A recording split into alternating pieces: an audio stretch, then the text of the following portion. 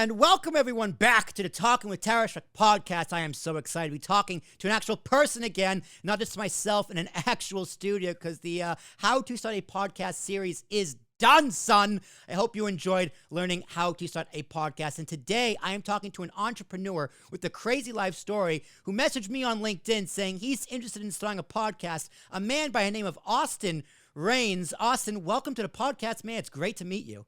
It's great to meet you, Will. How's it going? Thanks for the introduction. Absolutely. You are a fascinating man, my friend, and you are proof that if you actually reach out to me on LinkedIn and make me go, ooh, that's interesting, you will be on the show.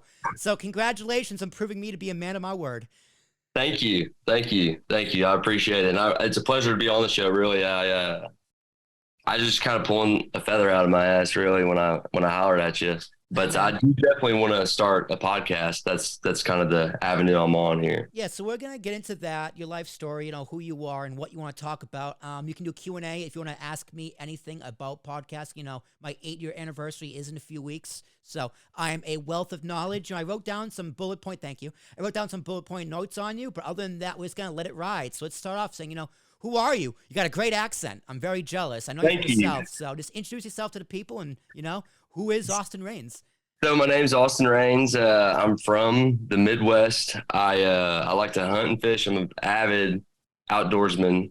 Like to play a little blackjack. We just spoke about that. Big baseball player. Used to. I love baseball. Love all sports, basketball, football.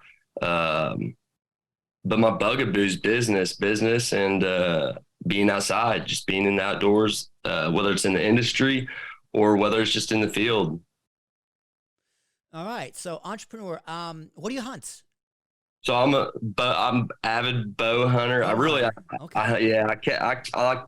to say I like to catch them all, but big bow hunter, big duck hunter. I hunt everything. I live out on 700 acres. So, with that, you've always got a gun in your hand. You've always, you're always toting a shotgun, pistol, whatever. So whether it's a bird, a duck, or a rabbit, or a coyote, I've shot them all, harvested them all, I should say.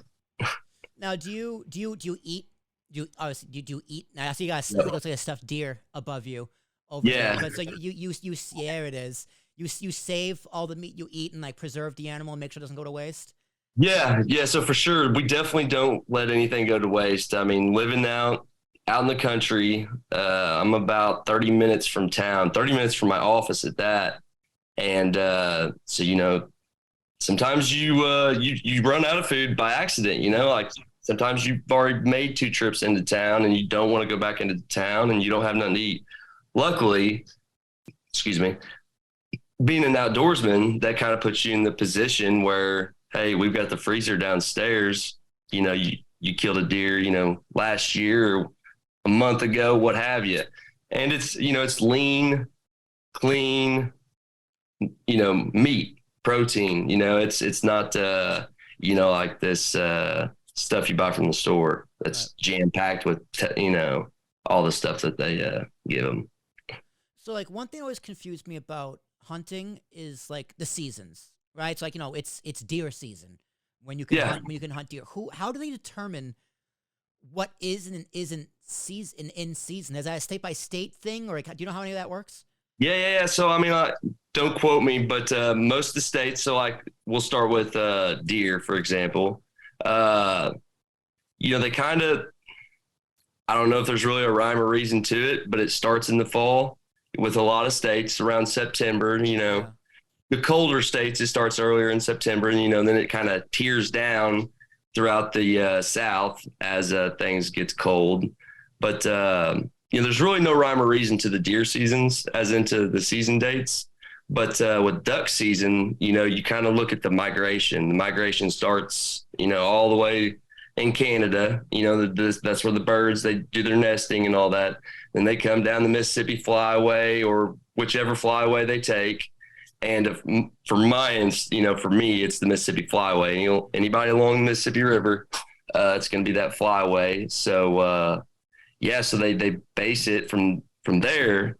They started, Minnesota down, they kind of just tear it down, starting from October, like for us, we start around Thanksgiving, from me south all the way into Arkansas, Louisiana, they all start, around Thanksgiving. So when it comes to hunters, I remember a podcast last year for the Ambiguous Podcast Station. I talked to a man named Jason. His last name's escaping, but he's a conservationalist based in Pennsylvania. And he's a big hunter. He's a big gun nut, obviously, because he's like, hunting is halfway for preserving wildlife as well as killing it. It kind of sounds counterintuitive to preserve through killing.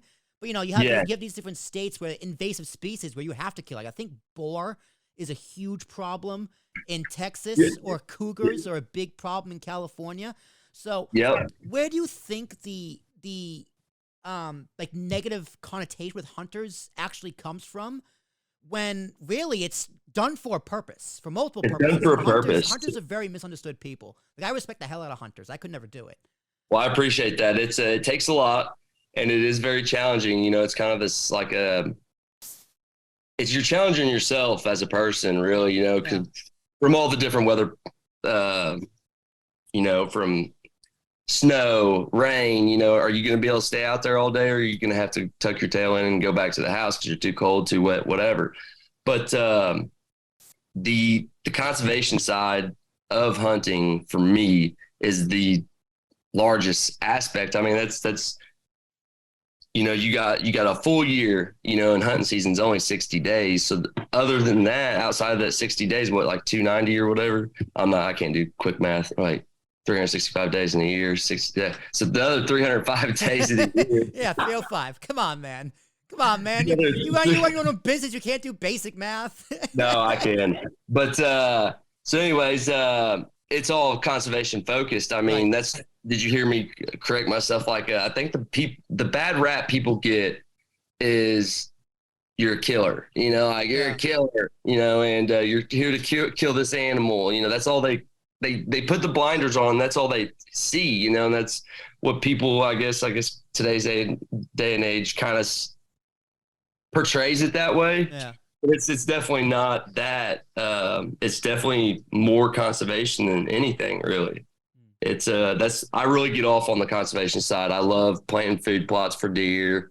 Like we'll keep that crop up and just let the animals eat it, and it's really fun. I could really talk about that whole subject and niche all day long. I mean, you get a real respect for nature and wildlife too. But let's kind of go towards the business side. Now, hunters, can you make money hunting? Like, are there competitions? Like, how do like professional hunters actually make a living?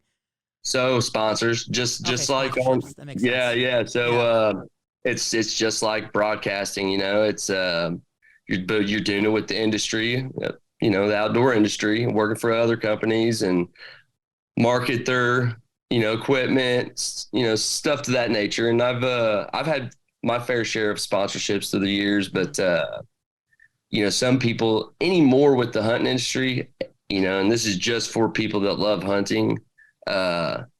It's like a race, who can be the best hunter, this and that. Don't get wrapped up in all that trying to get sponsored, because it takes the fun out, unless you want to do it for a living, unless you want to, you could open up a guide service and be a guide too, and I do that often. I go down to a place, mow ducks, and I got a place over here in Illinois, Grassy Lake Hunting Club.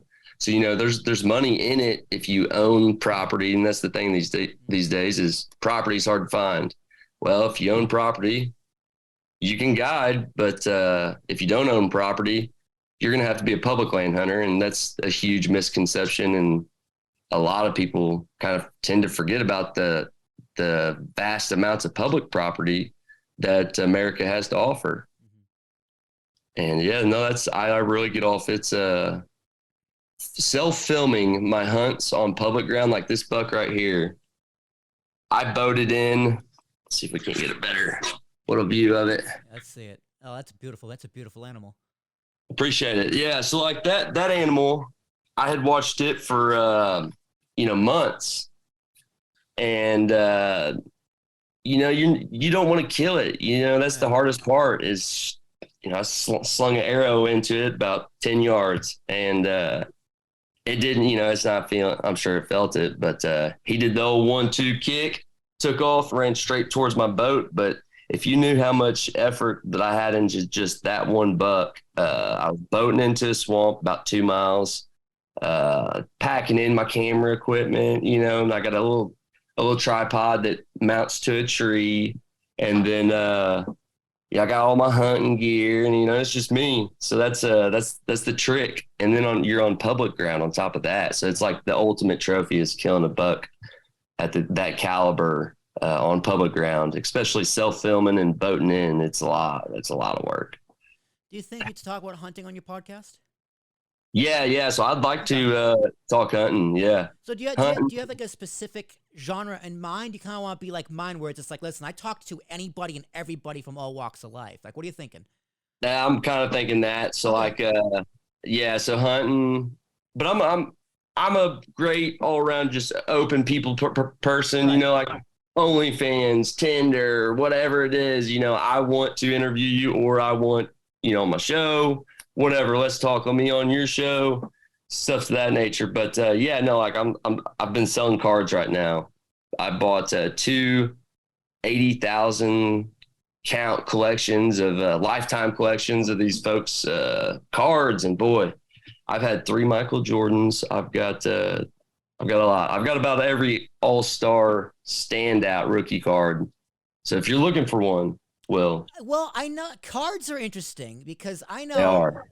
there's a whole economy just based off trading cards. Like actually the second guest on this podcast, Andrew Davis, is a comic book investor. He's an alternative investor where he just a lot of comic books. He sells comic books, he sells trading cards, he sells anime, he sells ball cards, like he sells anything and everything having to do Funko Pops. Like people love those kind of things to sell. I myself, crazy story. We were at Christmas Eve dinner. My aunt and uncle were talking about my mom's, like their cousin, my Uncle Louie, and how he passed maybe 5-6 years ago. But sorry to hear that. He left, but thank you. But he left behind part of his estate was his collection of Playboy magazines. So I have, and they were like, my aunt and uncle like, we're just too embarrassed to sell them. I go, I'll do it.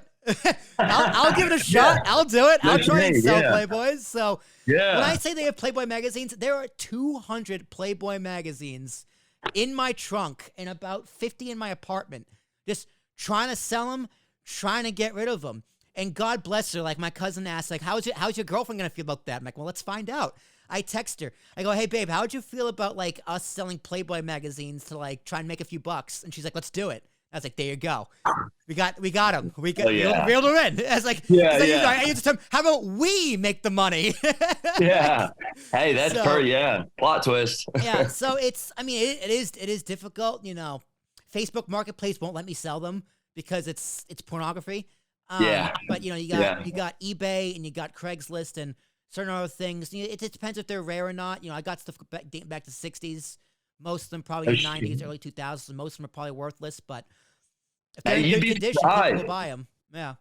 That you'd be surprised, especially like, what do you got from this? We don't have to talk about them on there, but like, I'd like to see them 60s Playboys. All right. I'll put them on my trunk, send you some pictures because some of them are in really, really good condition.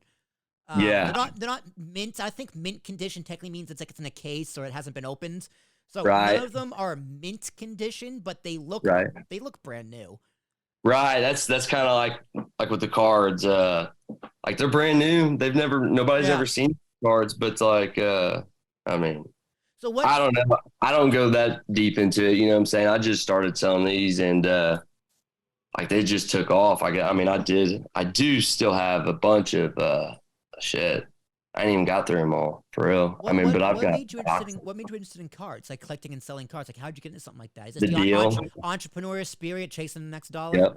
The deal the dude gave me, just like the Godfather says, I'm gonna give him a deal he can't refuse, and that's what they did, So I took it, and I knew that there was so I looked through it. I was looking through it just briefly, and I found it's right here. A Michael Jordan, maybe not. I know I just had it up here, but it's a Michael Jordan. It's his baseball rookie card. And you know, I When he just, played for the White Sox? yep. There it is. Yeah, You that's know, and nice. it's got that tear, but Right. first, I mean, little gaggle of cards I grabbed. I mean, I was like, all right, yeah. So let's start talking numbers. And I wanted to see that they had it all in a storage unit, dude. Yeah. It like filled up my office. No, collectors are nuts. You got to go to like a baseball card show. I need to. That's a good idea. They're rare nowadays. Like my dad used to take me to them in high school, like once a year. It was like it's a giant kind of convention hall in like Connecticut or something. Yeah. And it was fun. I got some cheap stuff. I got like an autographed ball by Raleigh Fingers, like stuff that's like $60, $70, like me in high school can afford. But Yeah. there's some people there who have booths selling like a signed Jeter ball, like 3,000 hits, or whatever, for $2,000. So if you got stuff, that's the place to kind of pawn it off. Yeah, Cooperstown. Have you ever been to Cooperstown? Oh yeah, multiple times. I love it up Yeah, there. with you being my from haven. I've only been once. But I've just thought, damn, if I could just set up just give me a little booth and in Cooperstown, all this shit would sell so quick. Yeah. I mean, It's really, a baseball town. Everyone there sells baseball memorabilia. Like right. it's Cooperstown. If you're a baseball fan, it really is like your field of dreams. It's amazing. It's so much fun. If you're a baseball fan and you haven't been to Cooperstown, like you're totally missing out. Totally missing out. Yeah. It's you know how it is. It's great. But yeah, no, I mean, eBay, I've got two other online stores on eBay as well. Got Dr. Green Thumbs, and then I've got Allure. That's and I've built all these different. Hell, I got like 8 different Shopifys. Mm-hmm.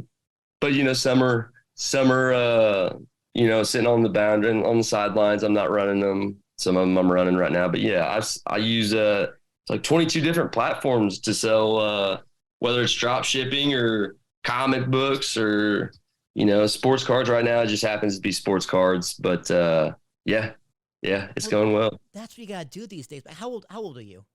I just turned 30 this year. You just turned 30. Okay, so I'm turning 28 in a few weeks. So people like us, right? Now, do you do these side hustles out of the fun, the thrill of it, or for the necessity of the cash? Because young people like us, it's very hard to keep money and make money if you're trying to buy a house and have a family and all that fun stuff. That it is, like for me, I kind of, I'm single. I don't have any kids. So things for me, I can risk it. I can take that risk and, go 2 days, whatever, without food. Cause I've been there literally, but, excuse me. Sorry. Like a burp attack, but, yeah. So like some of these little things are scams, like not on my side, but like some of these little things you see on TikTok like, you're like, come on, man, this is bullshit. How can I make money doing that? But the drop shipping thing, I thought the same thing. I thought it was a scam. I was like, man, but I didn't have nothing going on at the time. And I've always been an entrepreneur, always flip stuff, sell something here, sell something there type guy. And so I got into that drop shipping. I just like, hell, I'll give it a whirl. And it gave me the jump that I needed to start leveling up, to do something else, and then I started running ads. Then I started doing something else, and then I got into buying these. I was at an antique shop, ran into this guy that had all these cards. That's how I ran into that guy. But I was going around here at my office, and there's probably 10 antique shops, and I mean they're like a gold mine, some of these antique shops, and you can get the stuff for literally nothing. And if you watch, like Gary Vee, he goes around yard sales and stuff like that. He buys and flips them. I'd be like, hey Gary, just buy all this stuff for me, right? Just buy it from me, and you're people are gonna buy it from you because your name is Gary Vee. Like, you want these porno mags? Give me $300 for them. Yeah, they're all yours. Don't make 30 grand off of them, you bastard. Yeah. He would too. Yeah. He would. It's crazy. When did you first hear of Gary Vee? Everyone in the entrepreneurial spirit has a Gary Vee story. And actually, shout out to a former guest of mine, Ryan Sullivan. He said on my podcast last year that a goal of his was to meet Gary Vee and like talk to Gary Vee in person. And just a few weeks ago, he did it. So, Okay. yeah, so good for him. You know, he's a podcaster. He runs his own business like I do. He's a hustler. He works hard. I respect the hell out of him. So I'm very proud of him for achieving his goal, and I'm right behind him. But Yeah, Gary awesome. Vee, tell me about your Gary Vee story. Like, what got you introduced to Gary Vee? So we were in Las Vegas, and I was going to jump into a hot tub. I smelled some weed. No, I'm joking. No, I started following him. I seen Facebook, something shared on Facebook, and shoot, this is before he even. I think it was about his wine club. He was doing the wine club, and like the wine clubs were getting going at the time, and I hated delivering boxes of wine when I was working at UPS. And so I was like, oh, I'll watch it. I'll watch this video, and dude, he was just talking some. He grabbed me. I was like, damn. Listen to this guy. He really knew what he was talking about. And it just wasn't about that wine club, what I thought it was. I thought it was going to be about nothing but wine, but it was something on Facebook. And ever since, I mean, it was before he blew up, he's been pretty big, but it's just like these past 3 years, he's just blown out the charts, with his following. I mean, but yeah, once you could, shit, I added his, I remember seeing his Snapchat on either Facebook or Instagram, and I had added that really early. I mean, before I even before I would post my Snap on Instagram or something, Right. I don't know, but it's not like I'm in cahoots with him or nothing. Yeah. I am on I do have a Gary Vee Collection 2 NFT. I don't have from the collection 1. I've got from the collection 2. I do have one of them NFTs, but yeah, him getting the NFTs and crypto like really hard, like really, really hard was a little surprising to me. Was surprising to me for what? It was just like, damn, Gary, like, I don't know how you feel about crypto and NFTs, but NFTs specifically are just like the dumbest thing to me. Crypto, I do see some use for it, not as a currency, but like, crypto reminds me a lot of the .com boom, where there was just in the 90s, there's just .com everywhere. The bubble burst, but when the dust settled, a new industry was born. Yeah. Right? So I think crypto is kind of the same. Like what we saw with FTX and like the Celsius network and what we're seeing with all these companies, the bubble is bursting. It's going to crash hard, but the technology behind crypto is going to be reborn into something else. The technology and the blockchain and the stuff that uses crypto, it's going to happen. Like it has to happen. You're exactly right. You couldn't have said it any better. I mean, with that whole, decentralized part of it and not having, somebody on the inside, like the Sam Bankman deal, like that's a centralized, and I could be wrong. I'm pretty sure I'm right though. FTX was a centralized trading, app, and with a decentralized like MetaMask, you have nobody. It's just computer, so that I lost 40 grand on the whole FTX deal. Oh, fuck, I'm sorry. No, it's all good. If I good. knew that, I wouldn't have brought it up, man. No, it's all good. That's Sam terrible. Bankman, I'll have your ass someday. Yeah, man, you'll join a class action lawsuit and hopefully get it back. Or you can sue Tom Brady. Yeah, could I? Probably. Oh yeah, that's right. Because they were him, Giselle, Matt Damon. All those celebrities who endorsed it. Yeah. They're all going to be in a class action, which I don't know how that's going to work because I also don't know how endorsement deals work. If you're a celebrity, like, obviously, celebrity endorsements aren't anything new. These brands pay celebrities to hawk the product to bring income in. Right? It's like if someone's doing this, I'm doing that. But if you're buying something because Matt Damon's using it, then I have to question your character more than I have to question his. I don't do anything because a celebrity told me to do it. But again, that's just me. Yeah, no, right here. I'm not going to do that. It's kind of like if somebody told you eat dog shit, would you eat dog shit? Yeah. Like I'm more likely to trust someone I've sat down with a podcast for an hour and a half and their advice, which I have done. Like after a podcast, I've asked some people for advice in my career or whatever. It's been phenomenal advice. I wouldn't trust that from a Tom Brady or a celebrity or Chris Rock or whoever.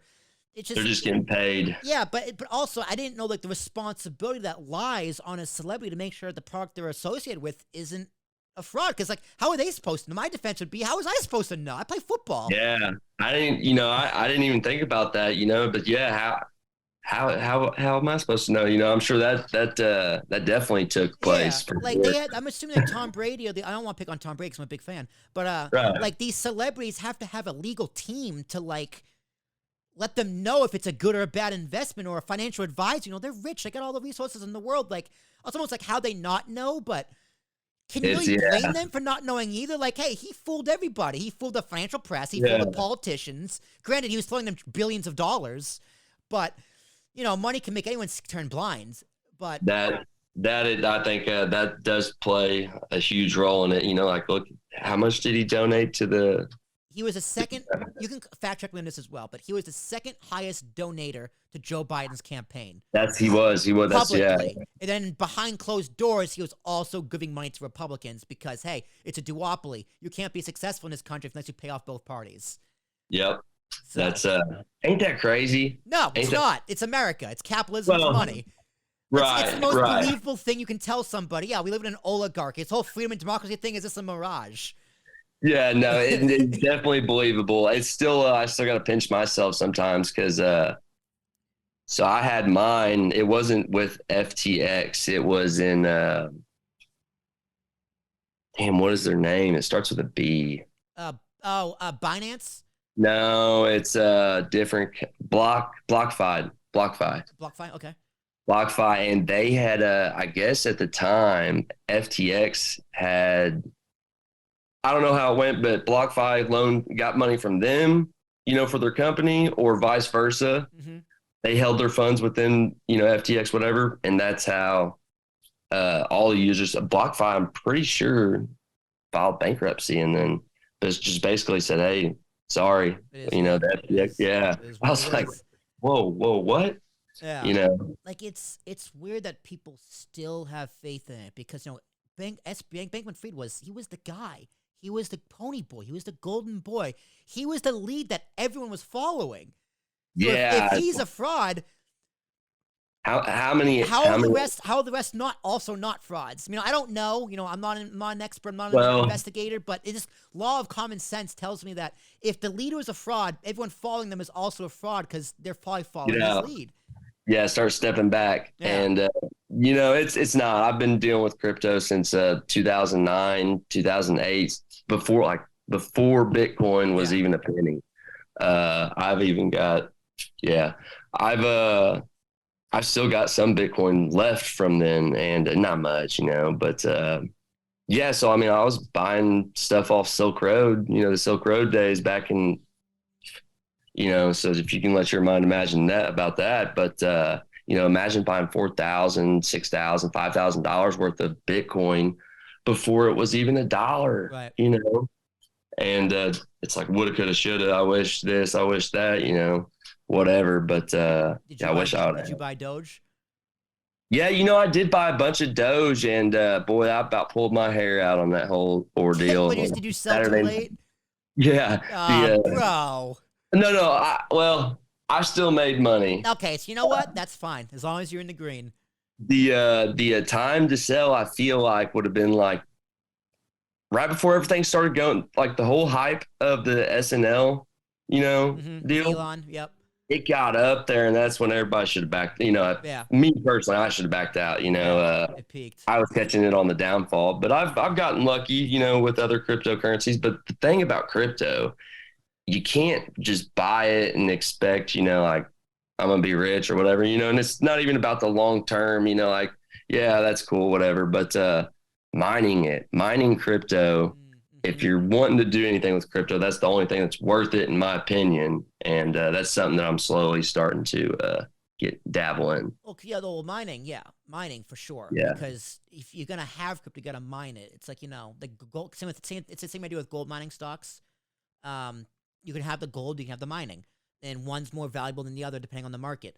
But with crypto, I definitely see the value in mining. But notice we're not calling that cryptocurrency. We kind of the vernacular kind of dropped the word currency in cryptocurrency because everyone's kind of realizing, hey, it's not a currency. It's not really an asset either. You know, it's called a digital gold. We don't really call it digital gold either. It's not a safe haven. It's clearly not a safe haven, so we dropped that. Now they're calling it a risk asset. So Yeah. that doesn't sound good. No, it could be a rug pull real quick. And a lot of them are, I mean, like a lot, like, and it'll warn you back. I remember when I first started dealing with NFTs, I've created some of my own NFTs myself, but, you know, it'll advise you, hey, you know, a lot of these are going to be rug pulls. You know, you don't know what you're getting into, so do your research. Yeah. That's for dang sure. But yeah, I wouldn't just go out and just buy anything. You know, like scrolling through crypto.com or Coinbase. I just wouldn't. You know, but Bitcoin, it ain't going nowhere though. That's for sure. Yeah, the industry, I think at this point, it's something, the technology behind it, maybe not crypto itself, but there's going to be a piece of the crypto industry that's going to be pulled from the ashes, and it's going to be a brand new phoenix. Yeah, because sending $1 million in a matter of seconds, you know, like that, costing less than it would for a bank, you know, that's crazy. You know, some of these, you know, end-to-end things that crypto allows, you know, like the blockchain, I should say. Right. Some of them avenues will definitely be seen in the future, I think. So it sounds to me, man, like you've had a roller coaster experience with finances. Now, you said you've made 6 figures a year, then one night you got sent to rock bottom. So was it crypto or was it something else? Tell me that. No. I drinking and driving. I got in the car. Yeah. So no, I mean, it really didn't send me to rock bottom. It just you can't let it get you, shit like that. But no, I was being a fool. I'd never drank and drove, and you know, luckily I didn't hurt anybody or hurt myself. But it was a wild night. I was just acting a fool, you know, drove home. I shouldn't have drove home, but I did. I hit like a $15,000 mailbox in the mix of flipping my truck. So yeah, that hurt. And then I went out and I got another truck, and I wrecked it, hit a deer going like 70. And, you know, then so at that point, insurance dropped me. No more brand new vehicle, Austin. You need to start looking at some different options because you don't have no insurance company that wants to take you. So then at living out where I'm at, you know, I went without. And I was like, well, hell, I'll just, you know, I'll go without a vehicle for a little bit. I had my very first vehicle that I'd ever gave to me when I was 14. I still had that. So I was able to get around from point A to point B. But that LL Cool Austin wasn't running around in them brand new trucks, you know, with all the bells and whistles. So it humbled me a lot. And, but also it caused a lot of just BS, you know, as in financial, you know, right. Like insurance wise, I had to pay for one of them trucks, you know what I'm saying? So that to me, that was my kind of wake up call saying, hey, dumbass, you know, you're going to have to get your shit together. It looks like you did, man. It looks like you did. Appreciate it. I definitely have. I hope you did, and I hope you stay the straight and narrow. Definitely. Don't be drinking and driving. That's no. With Uber and all the avenues you take. These days, there's no excuses. You know, yada yada yada. I don't even smoke weed and drive. You know, I used to. Yeah. And I'm very split on that. Whether smoking weed is like it debilitates your driving. I don't know. For me, it does. For me, I can't do it. It's a personal decision for me. But I know some people who say they don't affect them, and it doesn't affect them. So in a roundabout way, they might not think that. Yeah, but it does. I mean, it's a drug that it's a drug that changes your brain chemistry, so it does. Yeah, you might like when I wrecked my truck. Even though I was drunk, I still remember, you know. And like even when I drink and I get have too many drinks, I'm not one to forget or whatever. But you know, it just your mind can easily get sidetracked, and then bam, something happens just like that. You know, whether you're high or drunk, being high and driving, it definitely affects people differently. But for me, it doesn't. You know, it doesn't affect me that bad, but. You don't want to, I don't advise it. That's for dang sure. Yeah, you get the highway hypnosis too. Those white and yellow lines, they just kind of put you to sleep. You know, you're driving up 95. Next thing you think you're in Providence. Next thing you know, you're in Boston. You're like, what the hell happens? Yeah. That And you was a kind of quick. just get jolted awake. I was driving up to Massachusetts not too long ago, and I'm just driving on the highway, and I was on whoop whoop whoop, it's like sirens. I snapped out. I guess what? I was like, what just happened? So like, he pulled me over, speeding ticket, whatever. But like, I'm thinking about it on the way home. I'm just like, I can't remember. He's like, you didn't, because the cop was just like, you didn't see me over there? And I'm thinking, no, I can't remember 30 seconds ago. Like, I couldn't remember what I was doing before I saw the sirens. But if I didn't see the sirens, I could have told you. So that siren just jolted me awake, and I was stone sober. So it was just like, that's that highway hypnosis, and I still can't remember. The cop could have told me that I was like driving while doing it with my feet, and I would have believed him. Like, I couldn't tell you otherwise. I can't remember. It's just that highway hypnosis, man. It really freaked me out for a second. I was just like, what? It's crazy. When you're driving for a while, it will. Yeah. I mean, you just get, I don't know. It's just, yeah, no, that highway hypnosis will get you. I know what you're saying. Like, you'll roll the windows down, turn the music up, whatever. Yeah. Yeah, You no. just drift away, and somehow your arms and legs just know how to drive, and thank God. Because otherwise, it's crazy, man. It's weird. It definitely would. I couldn't imagine. I mean, is it a legal state in New Jersey? You're in New Jersey, Yes. right? Yeah, I'm in New Jersey. So, Marijuana is legal. yeah. They're actually supposed to open a dispensary like a block or two from me, probably by the year I move out. So, Right. We'll see. How many dispensaries? We'll see. Huh? How many dispensaries do you have like around the corner or whatever? Nowhere in so I live in Hoboken, nowhere in the city of Hoboken because it's densely populated and people are like, the smell and the trash and parking. Oh my gosh, yeah. There's just a few boomers here who need to get over it still. But it's going to happen. The ordinance passed. It's going to happen eventually. But there's probably one 25 minutes from me, another one about 30, 40 minutes. Like there's some in North Jersey. Just none like within. I gotta drive to get there. They'll be right in your backyard before you know it. Honestly, because that's how it was here. It was like, all right, we got pulled over. Let's eat the blunt. Let's the cops are behind us. To then like the rules 360. I mean, then we had 8 dispensaries. It was like overnight. We've got 9 now here in town, but you could walk to them from my office, and they're But the smell, I mean, they've got these grow facilities, but they make sure, like for Missouri, they make sure, like they're way out in the middle of nowhere, and they've got a lot of they got a lot of extra measures, how all that the state goes with not pissing off the public, I guess. I don't know. But all the rules. The smell is a silly concern, but at the same time, I'm like, well, it's a valid concern. Right? If you don't smoke, for sure. Yeah. It is. Like if you don't smoke, like, you can put it in the lease where you can't smoke marijuana inside the building. That's fine. I understand that.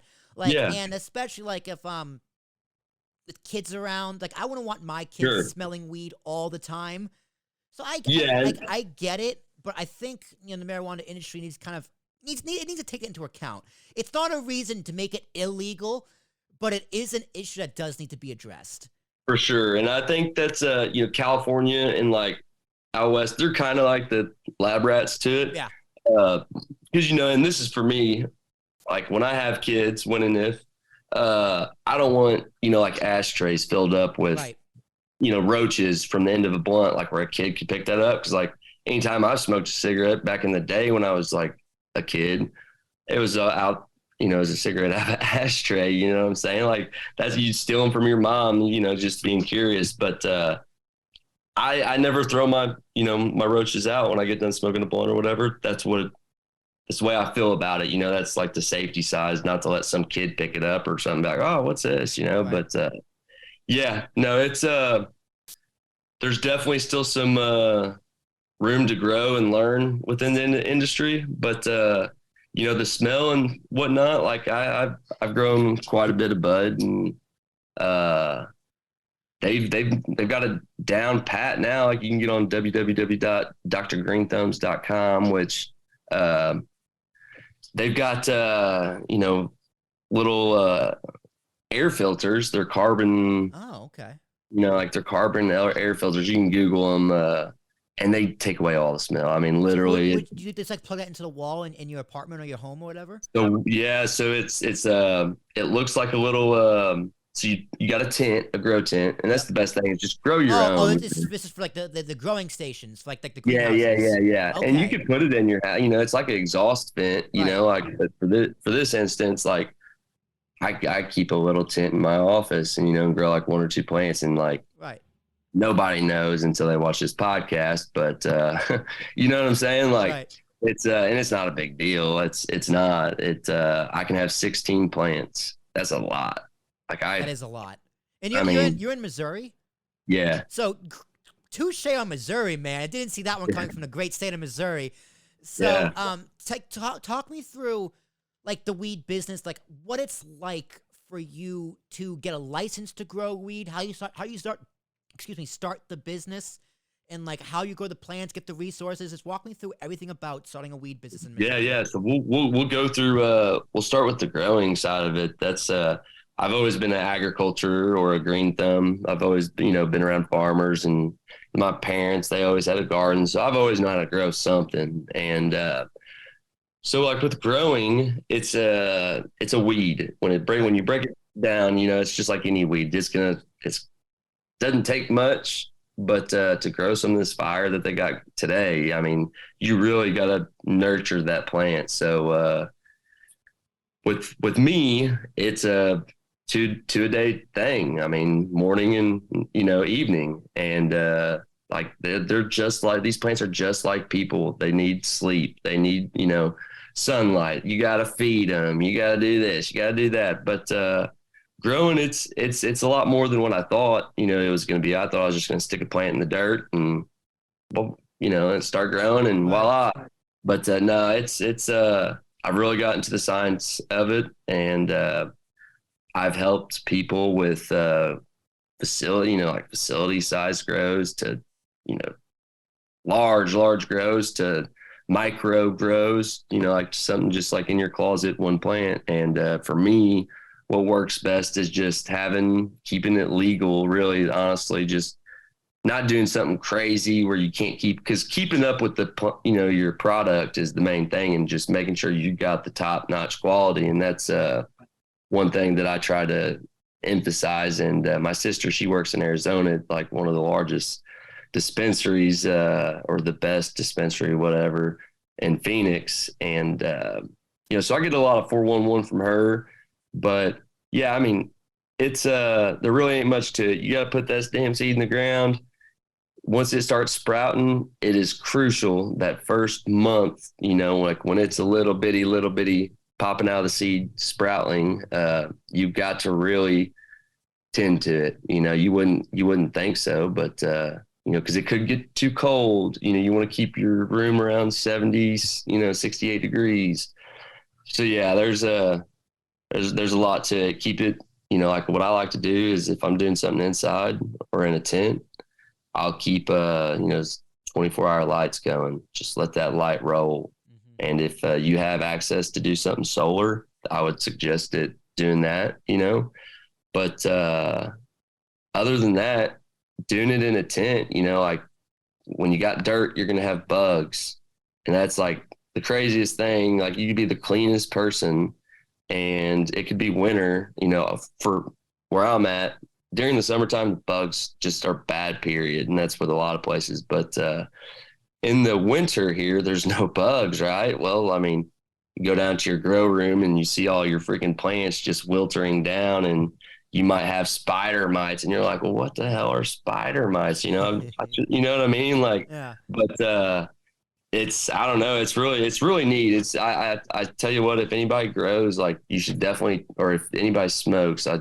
highly suggest trying growing, just giving it a whirl. Cause there's so much value to it, whether it's, you know, just smoking it or eating it or whatever, you know, but, yeah, it's a lot harder outside. Um, How do you deal with the bugs? Because like if you're gonna kill bugs, like how do you deal with the bugs and kill the bugs without killing the plants or that's taking the, or like taking away potency from the plants? If you like spray or pesticides, you know that yeah, could that's not good for the plant either. So no. how do you tackle that problem? So there's some all natural products, Okay. and what I do is you're using drippers, like with something like this, like it's organic. I forget what it is. It's like cinnamon and a bunch of like just stuff around the house. Really, I mean, it's all natural shit. You can you add it to your water with your plant food, and you're going to put it in your water. That's what I do. They've got applications to where you can spray that whole plant, but once it starts flowering, once that plant starts flowering, you really don't want to spray that flower. You're going to smoke. You know what I mean? Whether it's all natural or not, Right. that's where your taste is going to get a little bit different potentially. Not always, but what I try to do is a lot of stuff travels from your feet. So like on Amazon, they'll have like sticky, like when you walk Right. in, They'll make that. That's very smart. That makes a lot of sense. yeah, so it sticks straight to it. Cause like when you go to these facility grows out in Arizona or California or whatever, like they'll be wearing bodysuits with goggles on. Like, it's like, why do you need all that? And they really emphasize everything being sterilized, and they really go far extremes to really make sure that it's all about the germs and the bugs. That's why they do that. I was a redneck about it at first. I just threw, my very first plant, I didn't even go buy potting soil. I just used potting soil from the yard, went and dug a hole and, put it in a flowering pot and did it like that. And it definitely, I wouldn't suggest doing that, but it'll work. All right. Any pushback from the state? Like, is any difficulty from the state? Like, what's the hardest part of working with the state of Missouri in terms of? So yeah, so really, yeah. So honestly, you can get online. You can just Google whatever state you're in. But for me, it was Missouri, and I just Googled, how to get my license, how to get, my grow license, my cultivation license, and literally it was easy. It was so easy. It was unreal. I paid 75 or 175 bucks. They set me up with a Zoom call with a doctor, and basically she's talking to you, but she's like, No, I was like, it's yeah, the I mean, same thing to get my medical marijuana card in New Jersey. yeah. Yeah, it's like $100 a year. Guy hums on. He's like, you need it for sleep. All right, there you go. Here it is. Yeah. So I was like, I've had 4 shoulder surgeries. I've had, this, that, and that's from baseball. But I was like, I got chronic pain. She's like, well, sleep apnea. You said you got trouble with sleep, right? And I was like, yeah. She's like, well, that's what, and like, turns out that's how like everybody gets their card is from sleep apnea. Yeah. Well, do you do like CBD for your shoulder? I've definitely tried it, and CBD does work. I've got a best friend. They've got a huge CBD farm, and like seizures. Yes. That it helps a lot with that. Under the tongue, it helps a lot with that. Yeah, and then shingles. Oh my gosh, so shingles. I've never had shingles, but I've seen this cat that I'm speaking of. Like, he's got these little syringes because it's tincture. It's like an oil that he makes out of it. It's kind of like the butter that you would put in the edibles, but it's a tincture that's more of like an oil based for a syringe, and you drink it. You know what I mean? You just pop that syringe in your mouth or under your tongue, and it gets rid of the shingles within like hours. Like, no doctors. Like, I seen him help this older lady, and she had went to the hospital twice. All right, and they just kept telling her, we can't do nothing really about what you got going on. Right. So, but she wasn't about the marijuana or the CBD, and the whole family was like, oh, no, we're not doing that. Well, she got to the point where they were going to have to call an ambulance. She was going to need to go back to the ER, I guess. And they finally caved in, and she did that, knocked her out. It wasn't the problems, after that. But other than the good and the bad and the ugly of it with the state, I mean, they really don't. As long as you ain't an idiot acting like an idiot, you'll be all right. I mean, I had 2 plants at my back door just for shits and gigs. Right when you walk in my back door, I had 2 plants right there, and I mean, nobody really bothers you. Nobody really thinks nothing of it. I mean, the cops are a lot. They're more what's the word I'm looking for? More understanding, Yeah. Well, you because there's grow there's up. actually nothing they can really do anymore. Yeah, I mean, Right? like as long as What you can they ain't do? just smoking it in a vehicle drive and you get pulled over if you haven't ditched it, you're an Yeah. idiot. Yeah. But now anymore they can't. So in Illinois, and I'm like 10 minutes if that from Illinois. A lot it's if they smell marijuana, it's not even probable cause to search or give you Really? hell at that. Yeah, That's good. yeah, That's good. yeah, yeah. It definitely helps. I mean, at this rate, it's only a matter of time before it's legalized. I think federally, it's just it's gonna take a while. I do. I think probably by 2030. That's gonna be my estimate. Yeah. By 2030, it's gonna be fully federally legalized. State by state, it's going one by one by one by one by one. And honestly, as like a more libertarian leaning person, I think that's totally fine. That's acceptable. Doesn't bother me at all. If Kansas wants to be Kansas, that's Kansas can be Kansas. I live in New Yeah. Jersey. That's another reason I won't move to Kansas. Yeah. So Yeah, I'm right there with you. I'm a huge libertarian on that. And for that, in fact, I mean, I do what you want to do. I don't care what you do. Anything that's for anybody, like if you want to go jump off a bridge, go jump off a bridge. I wish you wouldn't, but hey, that's what you want to do. Go do it. yeah, If you want to smoke there's weed, a smoke weed. lot of wasted energy and people trying to convince others what to do. Yeah. As Yeah. long I as mean, they're not like, hurting anybody else.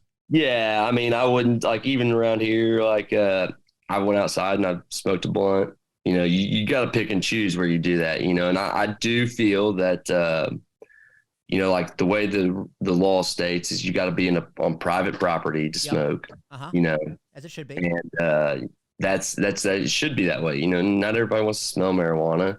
Not everybody likes to smell marijuana. And I mean, some people, you got that generation that's like our grandparents or my grandparents that like so totally against it. Like Yeah. they'd about fall over if they pass somebody walking down the sidewalk, Yeah. smoking it. So I do respect that to the fullest. I mean, and then there's that other instance, like you throw your roach out, and some kid picks it up. God forbid, like Yeah. they'll be all right, Don't but let like, it- damn, let we it don't in. want to introduce that, Yep. to nobody young.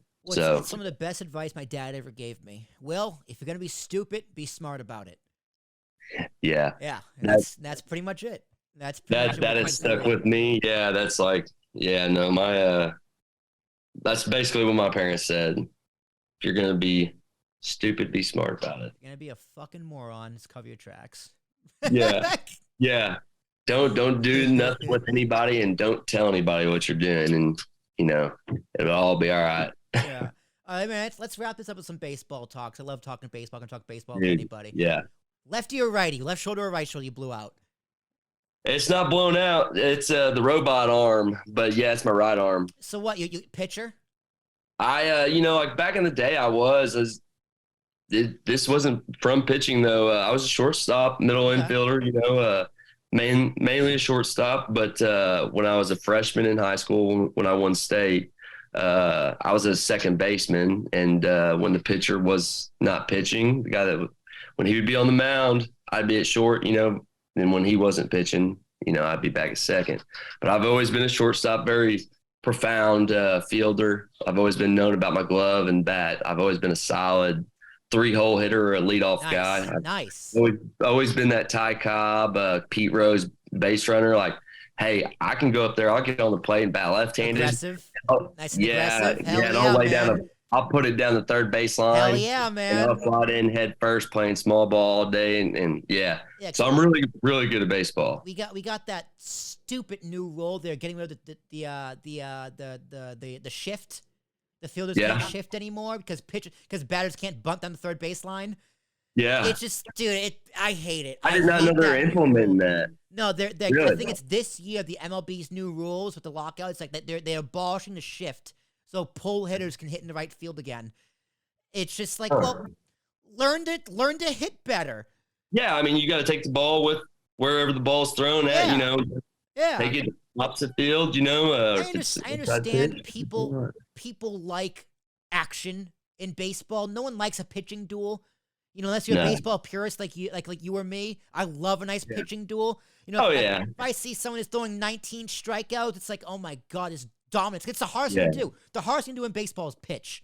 So if you see a great pitcher on the mound, going toe-to-toe with another great pitcher when both player deserves to win the game and they can't do it. It's like the craziest thing in baseball.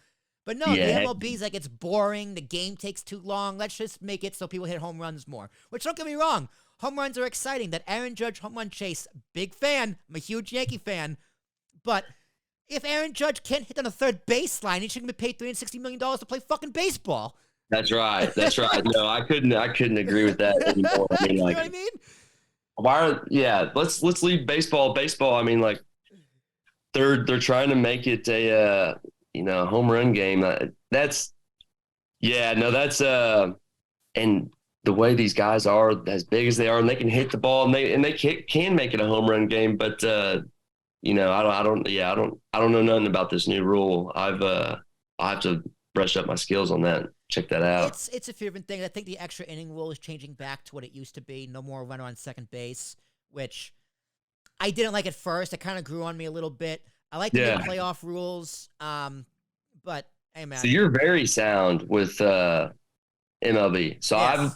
I've always been a profound. Who's your team? Cardinals. Yeah, as I'm a guess. You're St. Louis. Yeah, I'm a big Cardinals fan. I haven't got any of the jobs I've applied for, but I've applied for the Diamondbacks, the Astros. I could go on, KC. What would you want to do if you worked in baseball? Analytics, data. Okay. Like, they work with the Google Cloud and do a lot of analytics and stuff. So like that would be right up my alley. But so what I think I'm going to do is I've been talking to some people, and I've still got a lot of connections within the league, but I think I'm going to go try to, do a rookie. What is that movie? Rookie of the Year. Rookie of the Year. Yeah. Go try to pull up and do a tryout or something and see what I can't do. You never know. Yeah. I know. Well, I know. Yeah, you never know. I know B Scout I can connect you with. He'll come Really? take a look. I know a couple. Yeah. No, what I want to do is I want to go to spring training, go down to Jupiter and see what I can't do, because my baseball career ended. Like, I played with Bryce Harper. I've struck out Johnny Manziel, all Texas A&M quarterback. He was a very good baseball player too. But I've got a background of baseball that's longer than most resumes. With my grandparents, they're from California. So my dad, he shipped me out to California all summer. I'd play baseball at Mark Cressy School of Baseball. I'd go to Anaheim Angels baseball camps, all kinds of stuff. So UCLA camps, Cal State Irvine camps, so my playing skills and my knowledge on the field's there, but some of this new MLB stuff I don't know nothing about. That's where I was like, man, what? Because I really had never, once I stopped playing the game, I was done. I was burnt out. I was playing on 5 teams, and I was done. And my senior year, I got in a fight with this college cat, this kid that was in college, and we was a long brawl. That's like the other thing. I organized fighting, mixed martial arts, Muay Thai, Jiu-Jitsu. My dad had me in all that when I was younger, but I've always been that. I don't like fighting. Nobody likes fighting, but in this instance, it was definitely called for. So we'd gotten a good first round, and he's over there with his little crowd, and everybody's like, round two. I'd never been to a fight where it was so much like never back down. Right. But I was like, damn, man, I'm tired. I was looking at 2 of my buddies, and he's like, man, go hit him right now. And I did the 1-2 crow hop. I went to hit him, and he turned his head, and I caught him in the side of the head, and my shoulder just blew out, man. And literally, it was like sitting backwards. And it ain't been right ever since. It's just a few cases of bad luck, man. I hurt my right shoulder, but a completely different story. That involves me challenging a collegiately ranked wrestler who was blackout drunk. So that's a story for another day. But long story short, my collarbone's in place. My shoulder blade is permanently drooped, but I have full range of motion and full strength. So permanently drooped. The doctor was just like, you can get surgery now or wait until your 40s and have arthritis. And I was like, I'll wait and see what happens. He suggested I wait and see what happens. You know what? You did the best. I wish I never would have had surgery. I didn't want to do 8 months of rehab, going into like ending my junior year of college and going into summer. I was like, that sounds miserable. Oh yeah. Like 8 months of rehab. I was like, dude, I have full range of motion. Like he's like, the only reason you need surgery is cosmetic reasons. And I was like, I got a scar and a good story. Yeah. So yeah, I mean, if you had full range of motion, shit. I mean, use good. Yeah, but I got surgery. But Austin, I lied. I want to back up a little bit here.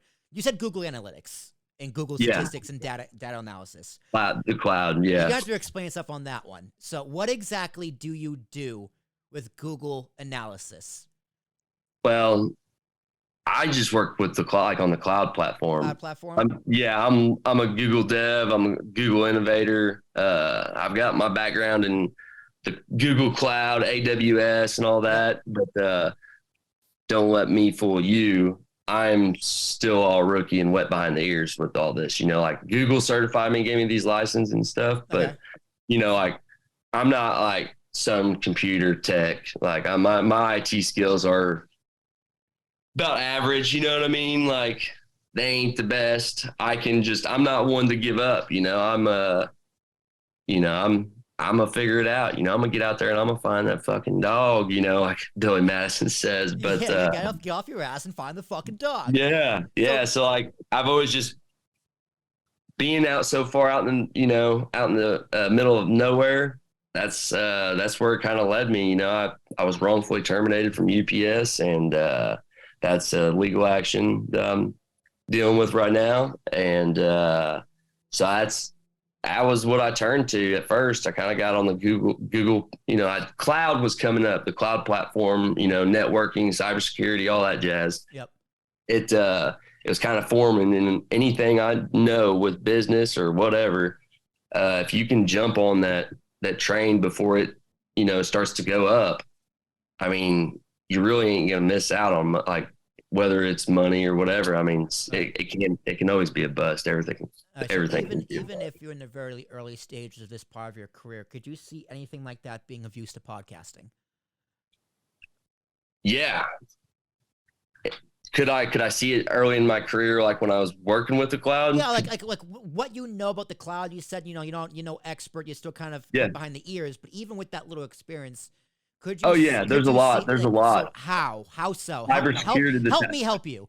All right, so like the cybersecurity side of it would definitely be something I'd look into, because trust me, these hackers and the people that want to steal your data, like just with me doing this Zoom call, you could have collected my data. I don't know if you know how to collect data for marketing. Nope.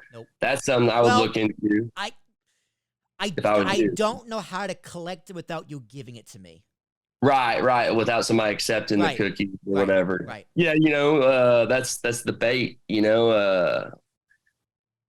like on all my Shopify sites, it'll ask you, do you want to accept the cookies or not? Yeah. I mean, if you don't want to, I don't care, but people do it, and that definitely helps so much. Yeah. It helps so much. It's unreal. This data analysis, the cookies, that it goes a long way. I can't explain in depth because it gets to here, there, everywhere type, but it definitely helps. All right. Definitely helps. We'll leave it at that. Awesome. We've been going for an hour, so that's right where our speech. It goes by fast, right? Yeah, it does. Goes by really fast. So typically, the last question of the Talkin Tarashuk podcast always goes to the guest. But I know you're starting a podcast. You think of starting a podcast. I'm going to leave the floor open to you. You can ask me as many questions as you want about podcasting starting right now. What do you got? All right. So roughly on a small scale or a big scale, what are you looking at wise, like on a startup, like for mic and all your equipment, stuff like that? Like a budget? Yeah, budget. I would probably budget out for a decent setup, or so it depends what you want to do. If you are having guests in person, I would say you want to budget between $300 and $500.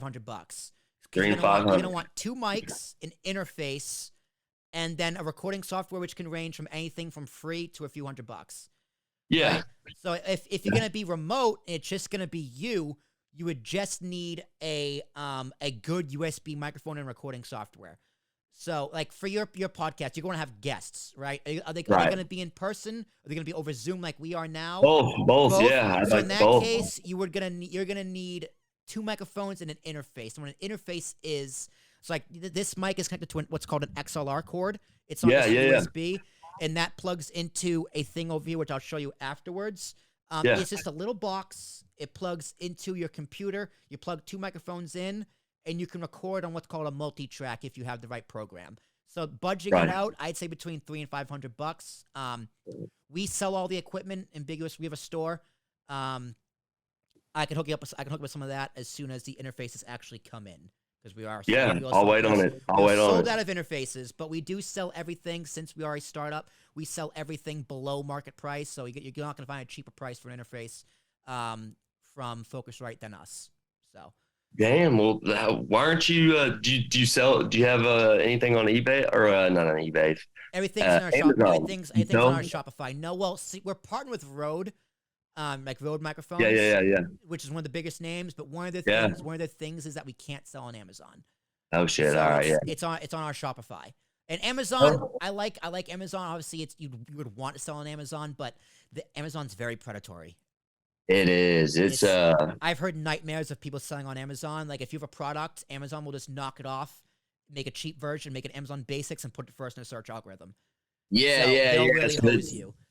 If they find out that you're doing, like this is my, I don't even want to get into it, but it is tricky. Like I'm suspended from Amazon right now on selling. Yeah. So that's a problem. For nothing, for nothing. But so I would budget up between $300 and $500 just for the equipment.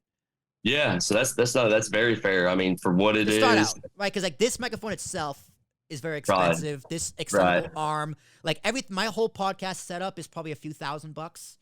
Right. But if you're just starting out, it took me 5 years to get this microphone. Do not do that. It took me 5 years to get this favorite mixer of mine that I can do what I want to do on it. Don't do that either.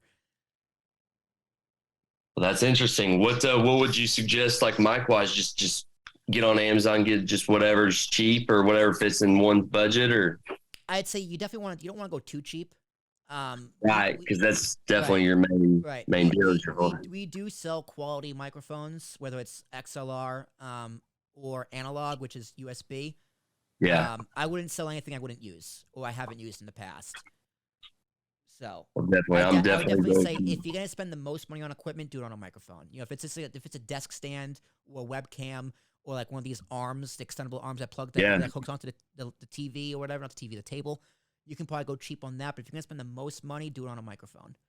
I will do. I'm all about going all out, but I do. So with the filming, I've got some of them Rode cameras, and I've always seen them like you'll see like rap videos, whatever, music videos. You'll see like some of the same mics essentially. I don't know if they're the same, but I'll just have to do my due diligence. But I'll definitely get my equipment and get some of my equipment from you. So that's how I am. It's all about word of mouth and like who's used what and how well it was, and that's how I roll anyways. All right. Anything else? I mean, how long you said 8 years you've been doing podcasts? February 17th-ish will be 8 years. I forgot the exact date. What made you decide not to do things live? Like why do you do it this way versus a live broadcast? Well, I have the capabilities to go live. I do. Right. I could hit stream right now and we would be live. I typically don't, for a few reasons, mainly because like I already have this isn't going live. This isn't going to be published until February 1st, even though we're recording it on January 10th. Right. So live content has its place, but I think live content serves best when you already have an audience, right? Like if you have a YouTube channel that has 5,000 subscribers, it's going to be worth going live. But if you're like mine, who has 85, I could definitely see that. Who am I going live to? Why waste the resources? And plus, no offense, I don't know you, right? Like you're a complete stranger. If it sucks, I'd rather have the option to make it not suck than just put it out live. Well, that's something that that was huge for me because like hell, like you think of a podcast and you're like live, and I like this whole step that the way you're doing things because I never would have thought about that. I just would have hit broadcast. Like if you wanted me to go live, because also going live takes a lot of power from your computer and a very, very strong internet connection.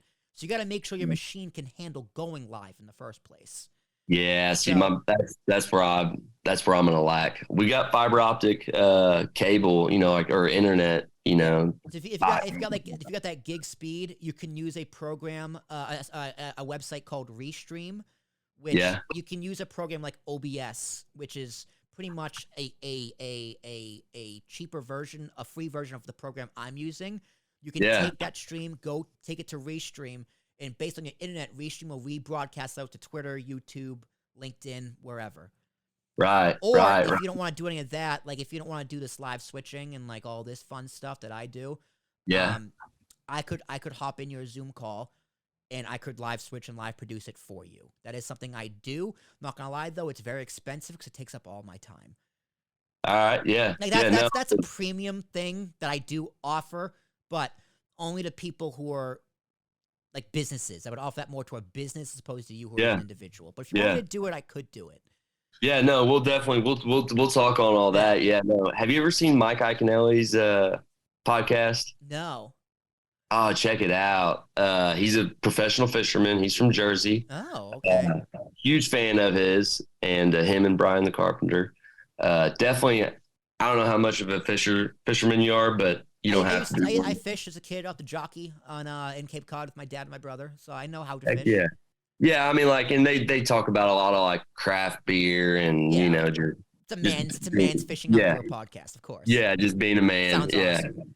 Yeah. No, they talk baseball, they talk all kinds of stuff. Yeah, but yeah, no, I've enjoyed it. Hell, I was thrilled. I was at the car lot actually with my mom, and I was like, oh shoot, it's 5 o'clock. It's about 5 o'clock. I gotta go. Go. She wasn't taking me very serious, but like, no, I'm on a podcast. Right. Like, I'm not messing this up. I mean, it's fun, right? As long as you have fun with it. Like, especially if it's someone like you who wants to talk to about a bunch of different things. This brand new thing I started this year, I'm sure everyone's seen my LinkedIn post, my post in general, is podcast playlists. So, like, for example, your podcast, let me actually pull up my playlist so I don't forget how many I have. This particular podcast will go on the Full Shows feed, which is an RSS feed that goes on YouTube, Spotify, Stitcher, Google, Amazon, iTunes, all of them, which is just my full episodes, a full 1 hour plus interviews. It's also going to go on the Entrepreneur feed, which is the full show and all the clips I'm going to cut. This particular clip is going to go on the podcast feed because it's a certain amount of clips. It's going to go on the All, which is just everything I produce all in one place. It's also going to go, part of it's going to go on the Money feed. We talked about crypto and cryptocurrency. Yeah, for sure. It's going to go on the Clips feed because all the clips I cut, they all go there. It's also going to go on a sports feed because we talked a little bit about baseball. So this one podcast is going to go on 7 different podcast feeds that rebroadcast to all the podcast platforms. Oh, yeah. And it's going to be out the waters, blown out. Yeah. Like, not only is it going to be everywhere, it's going to be everywhere 7 times. That's awesome. That's awesome. For someone like you, I would just say, I'd be like, listen, after 6 months, whoever you use for distribute, like if you need me to distribute your podcast too, I do handle distribution. Our app is in develop. Actually, our app is pretty much finished. We're in a stage where we're looking for investors. So what's going to happen is I take that one audio file, like the full show, and I'll be able to upload it to 3 of the feeds at the same time. Which is let's talk more about that after the show. Yeah, whereas definitely talk about that. Any other platform, you can't do that. I don't know. I don't know any other platform where you can do that. But in my app, in its most basic form of just a line of code, we can do that. So interesting. Yeah, no, I'm sitting here, my mind's twirling. Yeah, and you think of like the Google analytics, the Google data, like the Google search. Like if you go into Spotify right now and type in "Talking with Tarashuk," you're going to see my LinkedIn banner.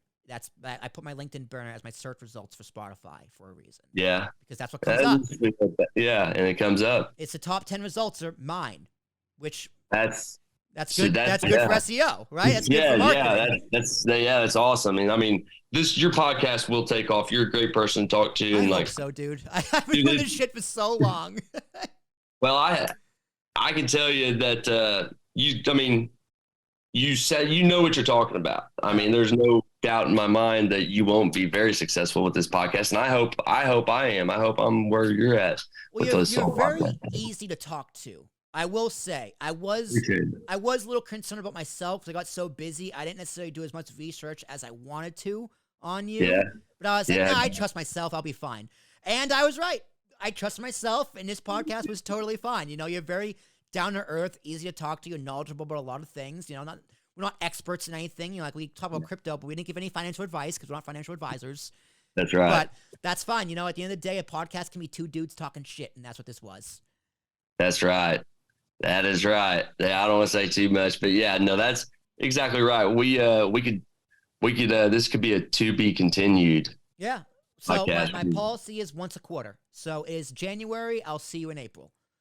See you in April then. All right, Austin. Thank you very much for being on the podcast. Anything you want to plug, share your socials, your company, your website, your weed, anything you want to promote right now, the floor is yours. Follow me on Instagram at Austin Raines, AUSTIN Raines, RAINES. Check out creatorsfashion.com. Check out Dr. Green Thumbs, and that's DR Doctor. So DRGREENTHUMBZ, the Z, emphasize the Z.com. But other than that, yeah, no, it was a blast. I loved being on here, and just get at me on my socials. You want to go duck hunting? Anybody wants to go duck hunting, fishing? Let's go. I'm right here centrally located, and I can be anywhere. Would love to travel to anyone.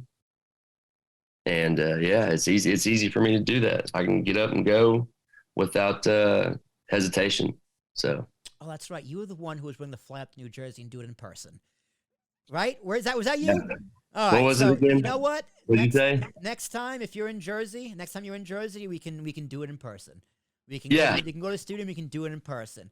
But ladies and gentlemen, this has been a Talkin with Tarashuk podcast. My name is Will Tarashuk. It's T as in Thomas, ARASHUK. And if you want to be like Austin and be a guest on this podcast, reach out to me at will@apspodcast.com. It's apspodcast.com to find out more. Austin, this podcast, as all my podcasts and my guests, is a service to you. You are going to get all of the clips I cut from this podcast, social copy. So if you want to put feelers out to people, be like, hey, this is what I'm like on a podcast. Check out mine coming soon. You're going to be able to do all that once I give you all the clips and stuff I cut probably in the next week or so.